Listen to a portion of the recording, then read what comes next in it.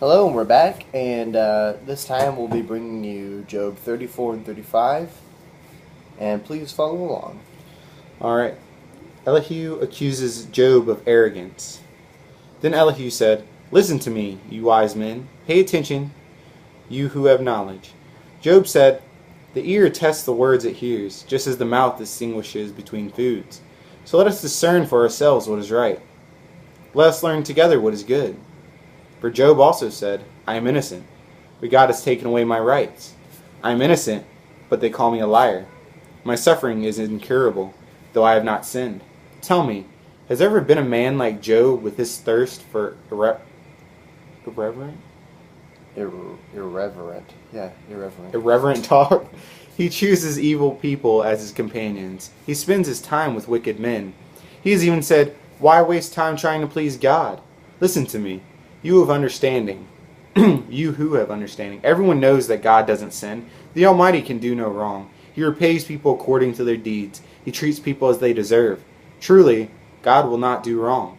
The Almighty will not twist justice. Did someone else put the world in his care? Who set the whole world in place?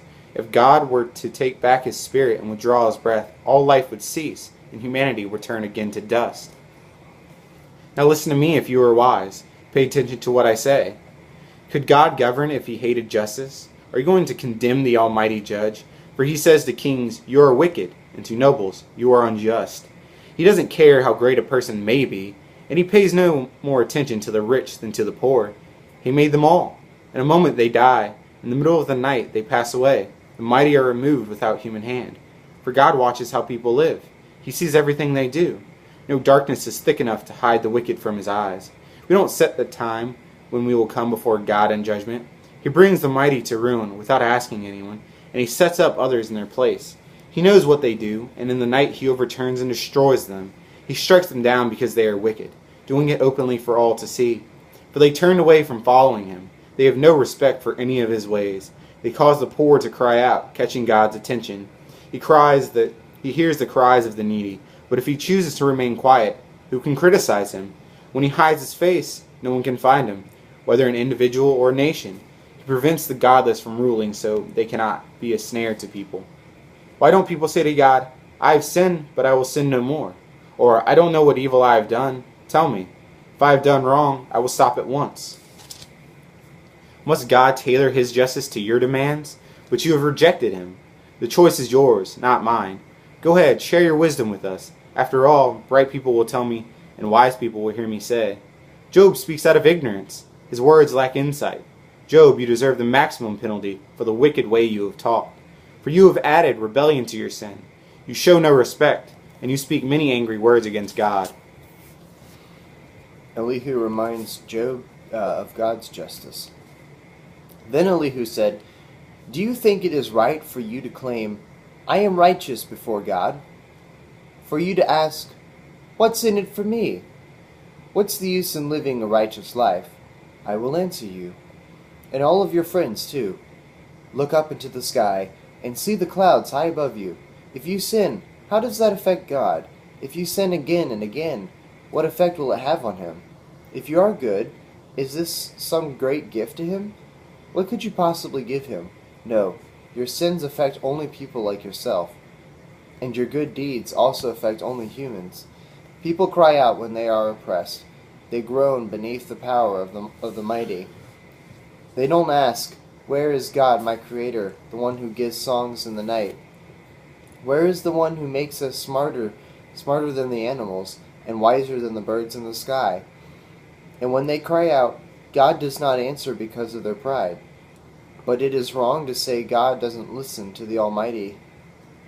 But it is wrong to say God doesn't listen, to say the Almighty isn't concerned.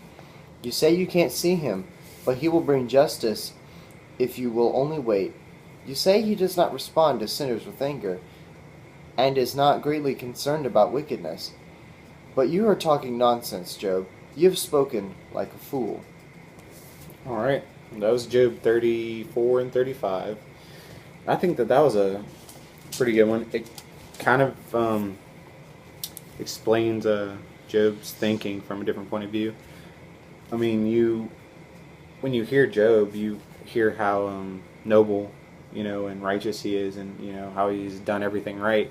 But I think what I kind of got out of that is that he's still human, so he still does sin, and the fact that maybe not arrogance isn't the right word, but when things started going wrong, he was saying how noble he was, how how he was not full of sin, or he was doing everything right, and that right there is a sign, saying that, well, this could be why this keeps happening and why nothing's being done at this point. Us as humans, we're all going to sin and we're all going to do things wrong, but Right. you need to be asking God to forgive your sins and to remove sin from your life instead of saying, I live my life the right way. I think that's kind of it.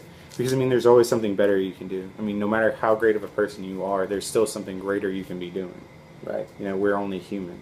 So we're trying to be Christ-like. Exactly.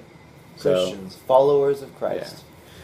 But I thought that those two were really good. And if you guys have anything to add, feel free to leave us some comments below our video. And don't forget to share it. Also, like and follow us on Facebook. Yes. And subscribe to us on YouTube. And please help us by just sharing our page and sharing our videos. And just help us reach as many people as we can, okay? All right, you guys have a great day and get ready for Psalms 9.